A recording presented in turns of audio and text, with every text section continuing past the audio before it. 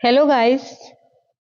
मैं हूं आपकी एजुकेटर माया खिची और मैं लेके आई हूं आपके लिए BSc first year cell biology का एक बहुत ही इंपॉर्टेंट टॉपिक। आज का टॉपिक हमारा रहेगा राइबोसोम। इससे पहले हमने plasma membrane, mitochondria, Golgi body, prokaryotic और यूकैरियोटिक कोशिका, सेल थ्योरी, इन सभी चीजों के बारे में चर्चा कर ली है। ये सारे टॉपिक हमारे एमके क्लासेस 09 चैनल पर उपलब्ध है। अगर आपको ये सारी क्लासेस देखनी है तो एमके क्लासेस 09 चैनल के ऊपर विजिट करके BSc first year cell biology की प्लेलिस्ट में जाकर देख सकते हैं। चलिए आज का टॉपिक स्टार्ट करते हैं। राइबोसोम।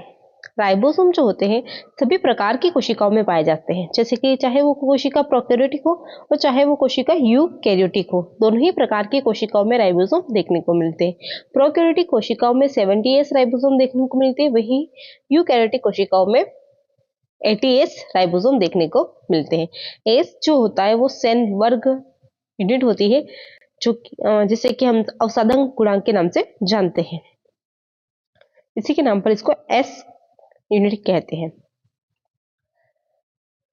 जो 70S राइबोसोम जो होते हैं वो अगेन दो उप इकाइयों से मिलके बने होते हैं और 80S राइबोसोम जो होते हैं वो भी आगे दो उप इकाइयों से मिलके बने होते हैं। 70S राइबोसोम जो होते हैं वो 50S और 30S दो सब यूनिट से मिलके बने होते हैं और 80S राइबोसोम जो होते हैं वो 60S और 40S उप इकाई से मिलके बने होते हैं। एक जो उप इकाई होती है या सब यूनिट होती है वो बड़ी होती है और दूसरी जो होती है वो छोटी होती है। अगर हम इस डायग्राम के अंदर देखें तो यहाँ पर देखो एक लार्ज यूनिट है। एक मिनट में इरेज कर देती हूँ इसको। यहाँ पर देखिए एक हमारे पास क्या है, लार्ज सब यूनिट है और एक कौन सी है, स्मॉल सब यूनिट है। ये पूरा का पूरा राइबोसोम जो होता है वो दो सब यूनिट का बना होता है। एक सब यूनिट इसकी बड़ी होती है और एक सब यूनिट स्मॉल होती है। ये दोनों ही सब यूनिट अलग अलग कोशिका द्रव्य साइटोप्लाज्म के अंदर बिखरी हुई अवस्था में देखने को मिलती है। जब ये mRNA से जुड़ती है तब ये दोनों आपस में आके जुड़ जाती है। वहीं अगर हम बात करें कि जो लार्ज सब यूनिट होती है उसके पास तीन प्रकार की साइट्स देखने को मिलती है, ई साइट, पी साइट और ए साइट। ई साइट जो होती है वो एग्जिट साइट होती है, यहाँ से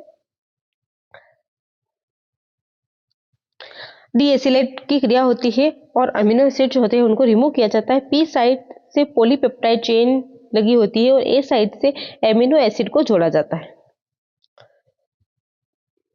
यहाँ पर एक mRNA बाइंडिंग साइट भी देखने को मिलती है जो कि स्मॉल यूनिट सब यूनिट के अंदर देखने को मिलती है। अगर मैं बात करूं कि राइबोसोम जो है इसकी खोज किसने की थी, इसकी डिस्कवरी किसने की थी, तो राइबोसोम को सबसे पहले सेल्स में जिसने देखा था, कोशिकाओं में देखा था, वो थे पेलाडे। पेलाडे नामक वैज्ञानिक ने सबसे पहले राइबोसोम को सेल्स के अंदर डिस्कवरी की थी और इनको राइबोसोम्स नाम दिया था। इनके अलावा भी बहुत सारे साइंटिस्ट आए थे जिन्होंने राइबोसोम की खोज की थी। चलिए नोट्स में भी देखते हैं थोड़ा। अगर मैं बात करूं कि राइबोसोम जो होती है वो सभी जितने भी सेल्स है उन सारे सेल्स के अंदर पाया जाता है। चाहे वो सेल्स प्रोकैरियोटिक हो, चाहे वो सेल प्लांट सेल हो, चाहे वो सेल एनिमल सेल हो, चाहे वो सेल यूकैरियोटिक कोशिका क्यों न हो, यूकैरियोटिक सेल हो, इन सभी कोशिकाओं में राइबोसोम पाए जाते हैं। राइबोसोम जो होते हैं एक सिंगल ऑर्गेनेल से जिसके ऊपर कोई मेम्ब्रेन नहीं होती, विदाउट मेम्ब्रेन होता है। ये बिना मेम्ब्रेन का होता है, विदाउट मेम्ब्रेन सेल ऑर्गेनेलिस होता है। राइबोसोम जो होता है सब माइक्रोस्कोपिक मॉलिक्यूल होता है। अगर मैं बात करूं राइबोसोम किन चीजों से मिलके बना हुआ है, तो राइबोसोम के नाम से पता चलता है कि राइबोसोम दो चीजों से मिलके हुआ है। एक तो राइबोस शुगर से मिलके बना होता है और एक होते ही न्यूक्लियोप्रोटीन। ये राइबो न्यूक्लियोप्रोटीन के बने होते हैं। राइबोसोम जो होते हैं वो राइबो न्यूक्लियोप्रोटीन के बने होते हैं। राइबोसोम में ही प्रोटीन संश्लेषण होता है, इसलिए राइबोसोम को क्या कहा जाता है, प्रोटीन फैक्ट्री के नाम से जाना जाता है। जंतु एवं पादप कोशिका में पाए जाने वाले समस्त कोशिकांगों में राइबोसोम ही केवल ऐसे कोशिकांग सेल ऑर्गेनेल्स है जो कला रहित विदाउट मेम्ब्रेन होते हैं। अभी मैंने बताया बिना मेम्ब्रेन का राइबोसोम होता है, इस पे कोई मेम्ब्रेन नहीं होती है। जैसे कि हमने माइटोकॉन्ड्रिया पढ़ा था वो डबल मेम्ब्रेन था, गोल्जी काय पढ़ा था वो कैसा था, सिंगल मेम्ब्रेन था। ऐसे जो अगर हम राइबोसोम की बात करते हैं तो इस पर कोई मेम्ब्रेन नहीं पाई जाती है। राइबोसोम उप सूक्ष्मदर्शी कण सब माइक्रोस्कोपिक मॉलिक्यूल्स है जो राइबोन्यूक्लियोप्रोटीन आरएनपी के बने होते हैं। इनको कोशिका की प्रोटीन फैक्ट्री कहते हैं। राइबोसोम को कोशिका की प्रोटीन फैक्ट्री कहते हैं क्योंकि राइबोसोम के अंदर ऐसे एंजाइम पाए जाते हैं जो प्रोटीन संश्लेषण करवाते हैं। राइबोसोम के द्वारा ही प्रोटीन संश्लेषण की क्रिया संपन्न होती है, अतः इसे प्रोटीन की फैक्ट्री कहा जाता है। राइबोसोम समस्त कोशिकाओं में उपस्थित होता है। अभी बात की थी चाहे वो प्रोकैरियोटिक कोशिका हो, चाहे यूकैरियोटिक कोशिका हो, चाहे प्लांट कोशिका हो, चाहे एनिमल कोशिका हो या चाहे बैक्टीरियल कोशिका हो, किसी भी कोशिका के अंदर राइबोसोम तो देखने को मिल जाएंगे। अगर मैं बेसिक बात करूं कि राइबोसोम जो होते हैं वो दो तरह से मिल सकते हैं, या तो वो फ्री कंडीशन में मिल सकते हैं या फिर वो ईआर से बाउंडेड कंडीशन में देखने को मिल सकते हैं। राइबोसोम अगर फ्री होते हैं तो वो साइटोप्लाज्म के अंदर बिखरे हुए देखने को मिलते हैं और एंडोप्लाज्म रेक्टिकुलम से बंधे हुए मिलते हैं एंडोप्लाज्म रेक्टिकुलम की सतह पर, और इसी एंडोप्लाज्म रेक्टिकुलम को ईआरई के नाम से जाना जाता है। अब हम इसकी हिस्ट्री की बात करें तो सबसे पहले 1941 के अंदर क्लाउड नामक वैज्ञानिक ने राइबोसोम को देखा था और इसको माइक्रोसोम नाम दे दिया क्योंकि बहुत ज्यादा छोटा होता है, इसलिए इसको क्या बोल दिया, माइक्रोसोम नाम दे दिया। ये सब माइक्रोस्कोपिक मॉलिक्यूल है, कल के मॉलिक्यूल के समान है, इसलिए इसको माइक्रोस्कोप नाम दे दिया क्योंकि बहुत ही ज्यादा छोटा होता है। उसके बाद 1953 के अंदर रॉबिन्सन और ब्राउन नामक वैज्ञानिक आए और इन्होंने बीन प्लांट के अंदर राइबोसोम को खोजा था। इन्होंने बीन प्लांट की जो जड़ें होती, जो सेम पादप की जो जड़ें होती उसमें राइबोसोम की खोज की थी। उसके बाद पेलेडे नामक वैज्ञानिक आए और इन्होंने एनिमल सेल के अंदर राइबोसोम को देखा और उसे राइबोसोम नाम दे दिया। चलिए नोट्स में पढ़ते हिस्ट्री, इतिहास राइबोसोम का। क्लोड ने 1941 में सर्वप्रथम इलेक्ट्रॉन सूक्ष्मदर्शी द्वारा राइबोसोम को प्रेक्षित किया तथा इनका नाम माइक्रोस्कोम रखा। क्या बोला इसको, माइक्रोसोम बोला। रॉबिन्सन एवं ब्राउन 1953 रॉबिन्सन एंड ब्राउन ने राइबोसोम को सेम बीन पादप की जड़ों में प्रेक्षित किया, मतलब बीन पादप की जड़ों के अंदर इसको देखा, बीन प्लांट की जो रूट्स है उसके अंदर राइबोसोम को देखा था रॉबिन्सन एंड ब्राउन ने। फिर आते हैं पेलेडे ने 1955 में पेलेडे ने राइबोसोम को प्राणी कोशिका एनिमल सेल्स में देखा तथा राइबोसोम नाम दिया था।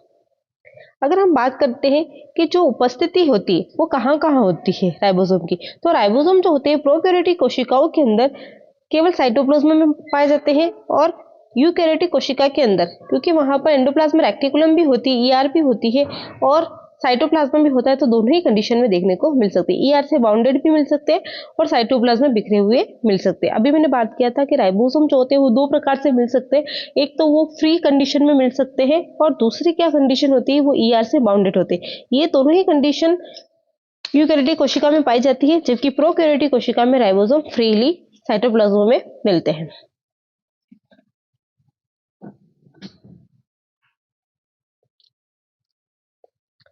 उपस्थिति अकरेंस, प्रोकैरियोटिक सेल्स में राइबोसोम साइटोप्लाज्म में बिखरे रहते हैं, जबकि यूकैरियोटिक सेल में राइबोसोम कोशिका द्रव्य साइटोप्लाज्म के अलावा अंतःप्रद्रवी जालिका ईआर के साथ बंधित रूप में उपस्थित होते हैं। अब हम बात करते हैं कि माइटोकॉन्ड्रिया और क्लोरोप्लास्ट ये कैसे होते हैं, सेमी ऑटोनोमस ऑर्गेनेल्स होते हैं और इनके अंदर भी क्या पाए जाते हैं, राइबोसोम प्रेजेंट होते हैं। सेमी ऑटोनोमस ऑर्गेनेल्स एक तरह की खुद एक कोशिका है। हमने पहले एक थ्योरी भी पढ़ी थी, एंडोसिम्बायोटिक थ्योरी, जिसके अकॉर्डिंग बैक्टीरिया जो कि एक तरह के प्रोकैरियोट होते हैं, उनसे उन्हीं प्रोकैरियोटिक बैक्टीरिया से किसका निर्माण हुआ है, माइटोकॉन्ड्रिया और क्लोरोप्लास्ट का निर्माण हुआ है। इसको हम कहते हैं एंडोसिम्बायोसिस थ्योरी। और उसके अकॉर्डिंग हमें पता चलता है कि ये खुद पहले जैसे थे खुद एक सेल थी, इसलिए माइटोकॉन्ड्रिया के अंदर और क्लोरोप्लास्ट के अंदर राइबोसोम प्रेजेंट होगी, उसके अंदर सारे सेल ऑर्गेनेल्स देखने को मिलेंगे। माइटोकॉन्ड्रिया तथा क्लोरोप्लास्ट में भी राइबोसोम उपस्थित होते हैं। झिल्लियों से बंधित राइबोसोम प्रोटीन संश्लेषण की दृष्टि से अधिक सक्रिय होते हैं, चाहे वो ईआर की सतह पर वृद्धित होते हैं। ये जो राइबोसोम होते हैं वहां पर प्रोटीन संश्लेषण ज्यादा होता है, इसलिए वो एक्टिव होते हैं प्रोटीन संश्लेषण के लिए। अगर मैं बात करूं कि राइबोसोम जो होते हैं उनके नंबर की बात करूं, तो राइबोसोम की संख्या तथा सांद्रता कोशिका में उपस्थित आरएनए की मात्रा के समानुपाती होती है। जितना आरएनए होता है उतना ही क्या पाया जाता है, राइबोसोम पाया जाता है। राइबोसोम की संख्या तथा सांद्रता कोशिका में उपस्थित आरएनए की मात्रा के समानुपाती होती है। वैसे बैक्टीरिया है, ई कोलाई बैक्टीरिया, उसके अंदर राइबोसोम जो होते हैं 10,000 से 20,000 तक पाए जाते हैं। और हम बात करें कि रेबिट की रेटिकुलोसाइट सेल्स के अंदर 1 × 10⁻1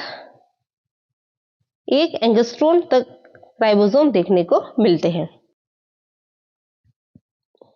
वहीं अगर अपन बात करें कि ईस्ट सेल है या लिम्फोसाइट है या प्लांट की मेरिस्टेमेटिक सेल्स है या फिर एम्ब्रायो की नर्व सेल्स है और कैंसर सेल्स के अंदर राइबोसोम बहुत ज्यादा संख्या में पाए जाते हैं।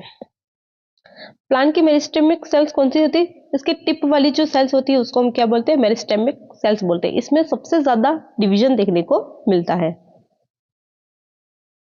ई कोलाई बैक्टीरिया में राइबोसोम की संख्या 10,000 से 20,000 प्रति कोशिका, जबकि रेबिट की रेटिकुलोसाइट्स सेल में 1 × 10⁻0 एंगस्ट्रॉन राइबोसोम देखने को मिलते हैं। ईस्ट सेल्स, लिम्फोसाइट्स, प्लांट की meristematic cells, embryo nerve cells एवं कैंसर सेल में इनकी सर्वाधिक संख्या पाई जाती है। अगर हम राइबोसोम की आकृति और शेप की बात करते हैं तो राइबोसोम जो होते हैं गोल होते हैं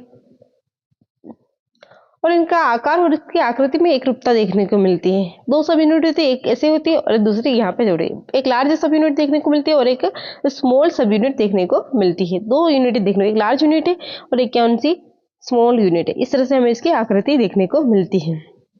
अगर हम अपने बैक्टीरिया की बात करें तो वहां पर 18 nm का राइबोसोम देखने को मिलता है और यूकैरियोटिक बैक्टीरिया, प्रोकैरियोट में तो 18 nm का देखने को मिलता है और यूकैरियोटिक के अंदर 20 से 22 nm का राइबोसोम देखने को मिलता है। नैनोमीटर, 20 से 22 नैनोमीटर का राइबोसोम देखने को मिलता है। आकार एवं आकृति, शेप एंड साइज। राइबोसोम सामान्यतया गोलाकार आकृति के होते हैं। इनके आकार तथा आकृति में एक रूपता पाई जाती है। बैक्टीरिया में राइबोसोम का आकार 18 nm 18 नैनोमीटर तथा यूकैरियोट्स में इनका आकार 20 से 22 nm नैनोमीटर होता है। अब हम बात करते हैं अल्ट्रा स्ट्रक्चर के बारे में। तो जो राइबोसोम होते हैं वो 2 प्रकार के देखने को मिलते हैं। एक तो होते हैं 70S और एक होते हैं 80S। 70S जो होते हैं प्रोकैरियोटिक कोशिकाओं के अंदर देखने को मिलते हैं और 80S जो होते हैं वो यूकैरियोटिक कोशिकाओं के अंदर देखने को मिलते हैं। ये एस जो है उसको हम बोलते हैं सेडिमेंटेशन कोफिशिएंट, अवसादन गुणांक, जिसके आधार पर इसको 2 संरचनाओं के अंदर डिवाइड किया गया है। अगर हम बात करें अल्ट्रा स्ट्रक्चर, राइबोसोम की संरचना का निर्धारण इनके अवसादन गुणांक सेडिमेंटेशन कोफिशिएंट एस पर निर्भर करता है। प्रोकैरियोटिक राइबोसोम 70S प्रकार के तथा यूकैरियोटिक राइबोसोम 80S प्रकार के होते हैं।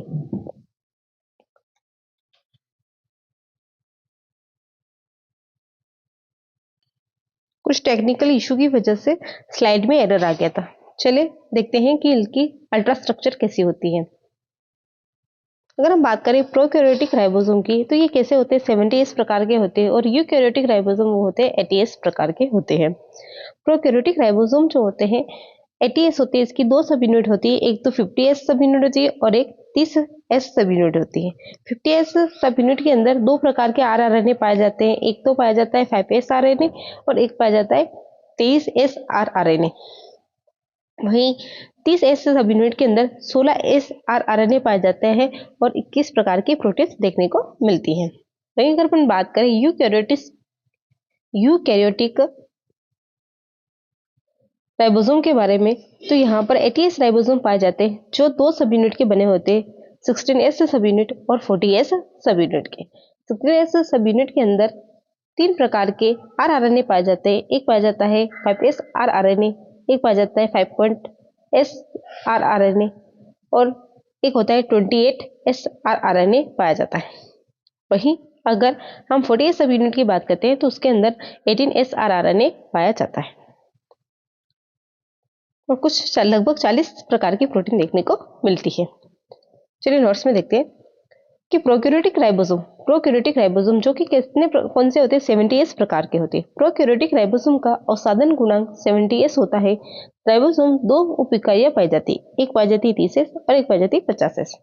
70s राइबोसोम ये दो इकाइयां पाई जाती है, 30s और 50s। जो 30s राइबोसोम होते हैं उसके अंदर 16s rRNA पाया जाता है और 21 प्रकार की प्रोटीन देखने को मिलती है। 50s राइबोसोम के अंदर rRNA जो होते हैं वो दो टाइप के होते हैं, एक तो होते हैं 5s rRNA की सब यूनिट और एक होती है 23s rRNA की सब यूनिट। और इसके अलावा इसमें 34 प्रकार की प्रोटीन देखने को मिलती है। चलिए नोट्स में बढ़ते हैं। 23s सब यूनिट यह राइबोसोम की छोटी स्मॉलेस्ट यूनिट है। यह छड़ के समान होती है। इस यूनिट के मध्य में एक विदर क्लेफ्ट पाई जाती है जिससे दो पिंडों में विभक्त हो जाता है। इस यूनिट का अणुभार मॉलिक्यूलर वेट 1 मिलियन डाल्टन होता है।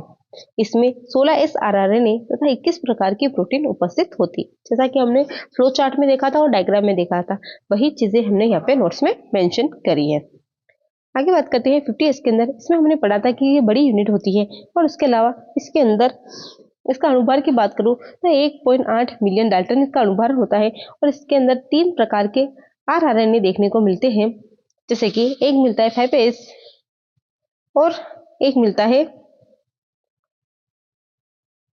23s rRNA और 34 प्रकार की प्रोटीन देखने को मिलती है। 50s सब यूनिट यह राइबोसोम की बड़ी बिगेस्ट यूनिट होती है। इसकी संरचना कुर्सी के समान होती है। इसमें एक केंद्रीय उपार सेंट्रल प्रोट्यूबुलेंस, दो पार्श्व उपार लेटरल प्रोट्यूबरेंस एवं वॉलेट शीट उपस्थित होती है। इसका अणुभार 1.8 मिलियन डाल्टन होता है। इस इकाई में 5s rRNA तथा 23s rRNA एवं 34 प्रकार के प्रोटीन उपस्थित होते हैं। अगर हम बात करें कि राइबोसोम की जो छोटी इकाई होती है, ये राइबोसोम की छोटी इकाई और ये है राइबोसोम की बड़ी इकाई, ये दोनों कितने एंगल पर? 90 डिग्री के एंगल पर, मतलब लंबवत पाए जाते हैं एक दूसरे के। और इन दोनों के मध्य में एक छोटी सी टनल पाया जाता है।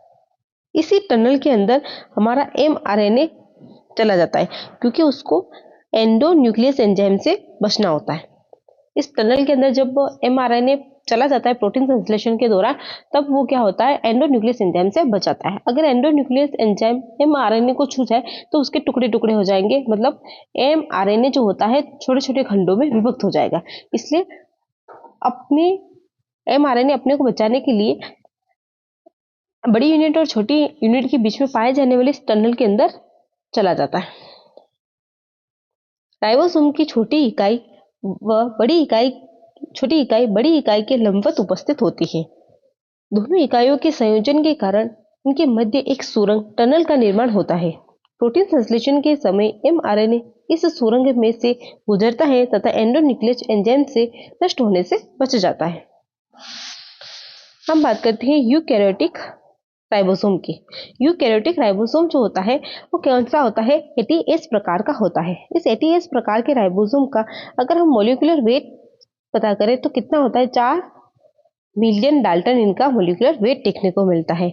और ये सब यूनिट है, इसका अगर हम डायमीटर की बात करें तो इसका डायमीटर जो होता है 20 से 22 nm होता है।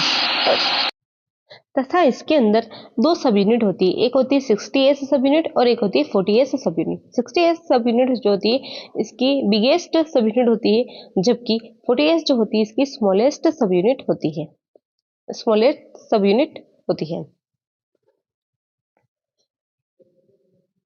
चलिए नोट्स में पढ़ते हैं। Eukaryotic ribosome, eukaryotic ribosome ATS के होते हैं। यूकैरियोटिक राइबोसोम का असाधारण गुणांक ATS होता है, मतलब ATS प्रकार के राइबोसोम यूकैरियोट्स में पाए जाते हैं। इनका अणुभार 4.0 मिलियन डाल्टन होता है। इनका व्यास लगभग 20 से 22 nm होता है। इस राइबोसोम में 2 सब यूनिट पाई जाती है। अगर हम बात करें कि एक फ्लो चार्ट से हम अच्छे से समझ सकते हैं कि किस प्रकार इसका विभाजन देख लो। ATS राइबोसोम, ATS राइबोसोम की एक जो स्मॉल यूनिट या सब यूनिट होती है स्मॉलेस्ट, वो होती है 40s, और एक होती है बड़ी सब यूनिट जो होती है 60s। 40s जो होती है वो वापस से 2 प्रकार की देखने को मिलती है। इस छोटी एस के अंदर 34 प्रकार के तो प्रोटीन मिलते हैं और 18 sRNA देखने को मिलते हैं। वहीं अगर अपन बड़ी सब यूनिट की बात करें तो उसमें 3 प्रकार के rRNA देखने को मिलते हैं। एक मिलता है 5sRNA, एक मिलता है 5.8 sRNA और एक मिलता है 28 sRNA। ये सारे सब यूनिट के नाम है, ना तो इनको जोड़ना है और जोड़ के इनको ऐड करके नहीं बताना है कि ये 40 और 60 मिलकर 80 नहीं होते हैं, 100 हो जाते हैं, इसलिए इनको जोड़ना नहीं। ये सब यूनिटों के नाम है और इसमें 50 प्रकार के प्रोटीन्स देखने को मिलते हैं। अगर हम बात करते हैं, थोड़ा सा और रिवाइज कर देते हैं, जैसे कि 80s राइबोसोम जो होते हैं वो 40s और 60s 2 सब यूनिट से मिलकर बना होता है। 60s जो होती है बड़ी होती है और 40s जो होती है छोटी होती है। इसके अंदर 18 sRNA और 34 प्रकार के प्रोटीन देखने को मिलते हैं। वहीं 60s के अंदर sRNA, 5 sRNA और 28 sRNA पाए जाते हैं और 50 प्रकार के प्रोटीन देखने को मिलते हैं। चलिए नोट्स में इस थ्योरी को पढ़ लेते हैं। 40s सब यूनिट, यह राइबोसोम की छोटी इकाई होती है। यह भी छड़ के समान होती है। यह एक मध्य खांच द्वारा भागों में विभक्त रहती है। इस इकाई का अनुभार 1.3 इंटू 10⁶ डाल्टन होता है। शीर्ष एवं आधार बेस होता है। इसके अंदर 2 भाग होते हैं, इसका शीर्ष होता है और एक इसका बेस होता है। इसमें 30 प्रकार के प्रोटीन एवं 18 sRNA उपस्थित होते हैं। फिर अगर हम बात करते हैं 60s सब यूनिट की, यह राइबोसोम की बड़ी इकाई होती है, बिगेस्ट यूनिट होती है। इसका अनुभार 2.7 इंटू 10⁶ डाल्टन होता है। इसमें 40 प्रकार के प्रोटीन एवं 40 से 50 प्रकार की प्रोटीन देखने को मिलती है। इसलिए 5s rRNA, 5.8s एवं 20s प्रकार के rRNA उपस्थित होते हैं। अगर हम बात करते हैं कि राइबोसोम जो होते हैं वो एंडोप्लाज्म रेटिकुलम से जुड़े हुए देखने को मिल सकते हैं। ये हमारे एंडोप्लाज्म रेटिकुलम है और इसकी सतह से जुड़े हुए देखने को मिलते हैं। ऐसे एंडोप्लाज्म रेटिकुलम को RER कहते हैं, रफ एंडोप्लाज्म रेटिकुलम के नाम से जानते हैं।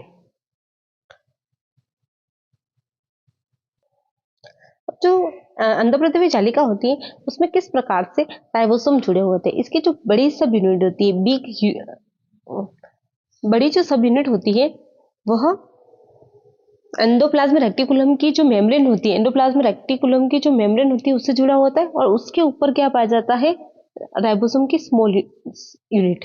इन दोनों के बीच में एक क्लेफ्ट पाया जाता है, क्लेफ्ट पाया जाता है। इस प्रकार से ये एंडोप्लाज्म रेटिकुलम से जुड़े हुए रहते हैं। अगर हम बात करें कि जो इसकी बड़ी सब यूनिट होती है, इसकी जो बड़ी यूनिट होती है, बिग यूनिट जो होती है, उस यूनिट के अंदर 3 प्रकार के साइट्स देखने को मिलती है। एक मिलती है पी साइट, एक मिलती है ए साइट और एक मिलती है ई साइट देखने को मिलती है। चलिए नोट्स में पढ़ते हैं। अंतःप्रतिवी जालिका से राइबोसोम का संपर्क, attachment of ribosome to ER. Ribosome की बड़ी इकाई अंतःप्रतिवी जालिका की झिल्ली से संबंधित होती है।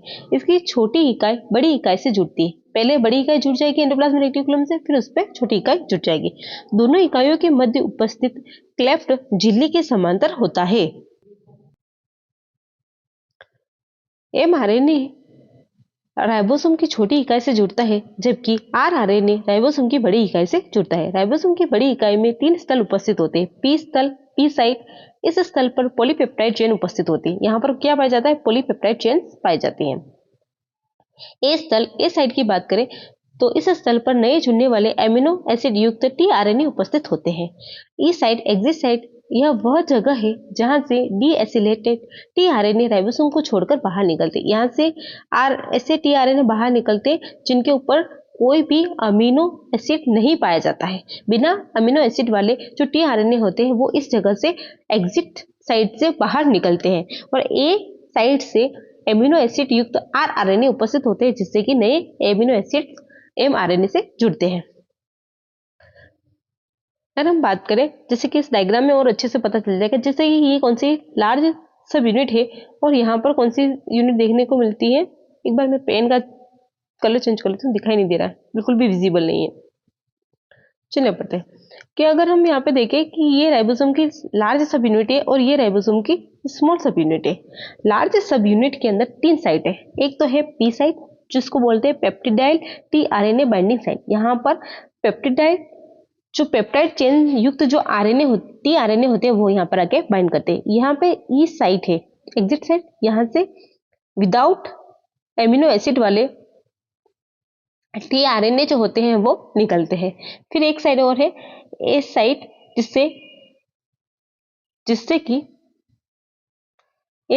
जिससे कि amino acid tRNA binding site होती है। इसमें एमिनो एसिड युक्त जो भी टीआरएनए होते हैं वो यहाँ पर आके बाइंड करते हैं। और स्मॉल सब यूनिट के एमआरएनए बाइंडिंग साइट होती है। यहाँ से ही एमआरएनए यहाँ पे बाइंड होता है। फिर धीरे धीरे यहाँ पे एमआरएनए के ऊपर अमीनो एसिड जोड़कर इसकी श्रृंखला को बढ़ाया जाता है और प्रोटीन संश्लेषण किया जाता है। एमआरएनए पर एमिनो एसिड को बांध कर प्रोटीन संश्लेषण किया जाता है और पेप्टिडाइल चेन का निर्माण किया जाता है और जो बन जाता है उसको, उस टीआरएनए को, बिना एमिनो एसिड वाले टीआरएनए को यहाँ से इस ई साइड से निकाला जाता है।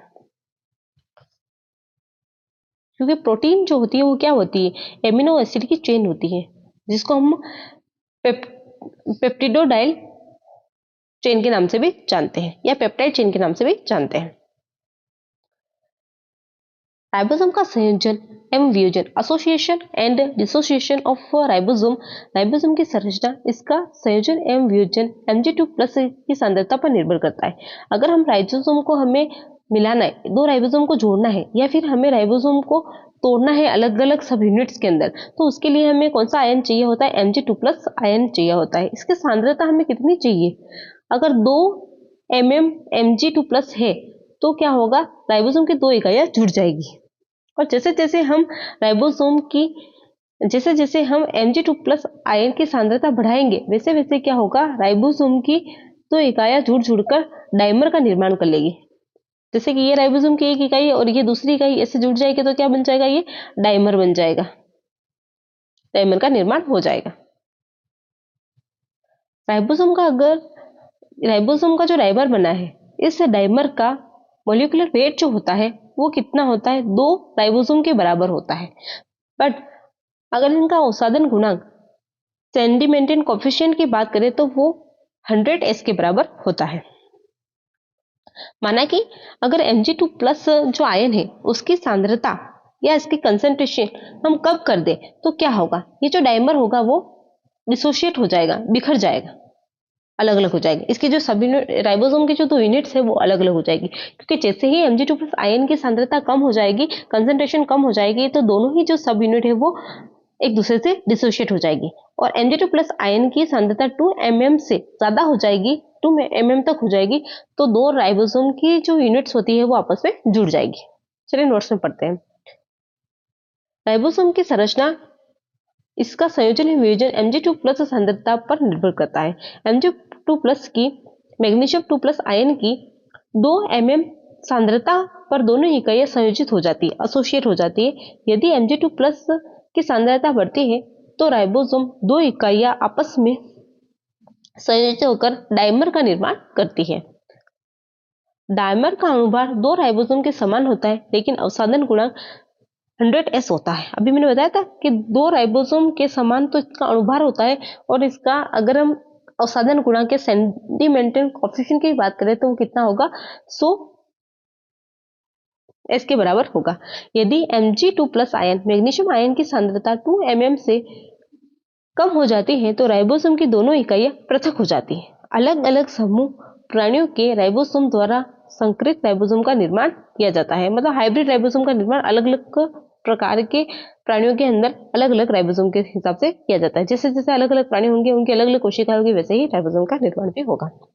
अगर हम बात करते हैं कुछ मॉडर्न रिसर्च जो हुई थी, उसके अकॉर्डिंग जो राइबोसोम जो होते हैं, ये जो अपने राइबोसोम जो होते हैं, इनके अंदर क्या हो, इनके अंदर हमें देखने को मिलता है कि फॉर्मेशन ऑफ पॉलीराइबोसोम होता है। कैसे होता है राइबोसोम का फॉर्मेशन ऑफ पॉलीराइबोसोम का, पॉलीराइबोसोम कैसे बनते हैं, इनका फॉर्मेशन कैसे होता है, इनकी सिंथेसिस कैसे होती है। तो हमारे पास क्या होता है, एक mRNA पाया जाता है। ये दिख रहा है डायग्राम में, ये mRNA, ये जो पूरा है वो क्या है, mRNA। ये 5 प्राइम से 3 प्राइम तक होता है। 5 प्राइम से स्टार्ट होता है और 3 प्राइम पर जाकर स्टॉप हो जाता है। यहाँ पर क्या होता है कि राइबोसोम की दोनों सब यूनिट जुड़ती हैं। जैसे कि बिग वाली सब यूनिट ऊपर की तरफ जुड़ती है और एक स्मॉल सब यूनिट जुड़ती है। इसके बीच में एक अपने को क्लेफ्ट देखने को मिलता है, वहीं पर क्या पाया जाता है, mRNA या टनल देखने को मिलता है, जिससे mRNA होके गुजरता है। फिर यहाँ पर ये पॉलीपेप्टाइड्स का निर्माण होता है और धीरे धीरे पॉलीपेप्टाइड जो होते हैं जब बन जाते हैं उनको अलग करते हैं।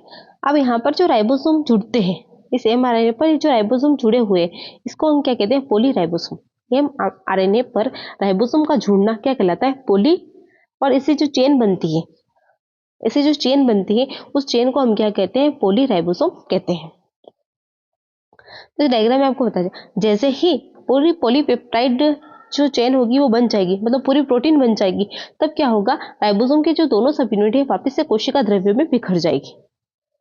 पहले भी कोशिका द्रव्य में बिखरी हुई दोनों सब यूनिट थी, फिर ये दोनों ही सब यूनिट आके कहाँ जुड़ जाती है, mRNA पे आके जुड़ जाती है और फिर क्या करती है, पॉलीपेप्टाइड चेन का निर्माण कर लेती है। क्योंकि इसका काम ही क्या है कि प्रोटीन का निर्माण करना, जो कि पी साइड पर बनती है, और ए साइड से क्या होते हैं, एमिनो एसिड जुड़ते हैं, और ई साइड से जिस ऐसा टीआरएनए निकलता है जिसके ऊपर कोई एमिनो एसिड नहीं होता है।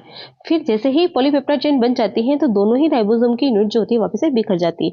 ये जो संरचना पाई जाती है, ये जो चेन बनती है mRNA पर राइबोसोम के जुड़ने की, उस चेन को हम क्या कहते हैं, पॉलीराइबोसोम कहते हैं। चलिए नोट्स में पढ़ते हैं। आधुनिक शोध कार्यों में पाया गया है कि राइबोसोम की दोनों इकाइयां सामान्यतः कोशिका द्रव्य में स्वतंत्र रूप से उपस्थित होती है, जो प्रोटीन सिंथेसिस के दौरान संयोजित होती है। जब भी प्रोटीन संश्लेषण करना होता है, प्रोटीन सिंथेसिस करनी होती है, तभी दोनों इकाइयां जो होती है आपस में जुड़ती है। बाकी ये दोनों इकाइयां जो होती है कोशिका द्रव्य में बिखरी हुई पाई जाती है। प्रोटीन सिंथेसिस के दौरान 2 से अधिक राइबोसोम mRNA के साथ संयोजित हो जाते हैं तथा पॉलीराइबोसोम का निर्माण करते हैं। अगर हम बात करें कि राइबोसोम जो होते हैं उनका जो संगठन होता है, केमिकल कंपोजिशन होता है, वो कौन सा होता है, तो राइबोसोम जो होते हैं एक तो मिलके बने होते हैं, प्रोटीन से मिलके बने होते हैं, और दूसरा इनके अंदर RNA पाया जाता है। अभी हमने देखा था 70s और 80s राइबोसोम के अंदर, वहां पे कुछ प्रोटीन्स थी और कुछ RNA थे,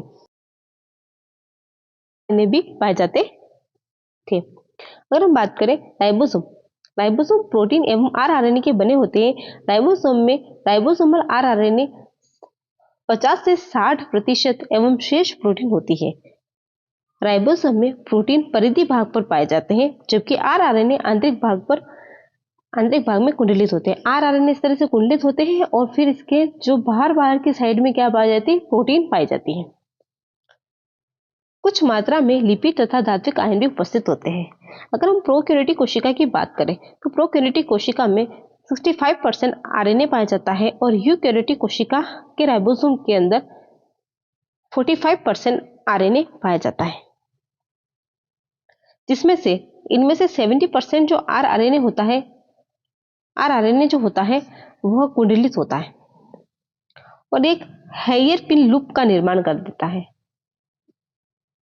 और इसी लूप के अंदर राइबोसोमल प्रोटीन पाई जाती है।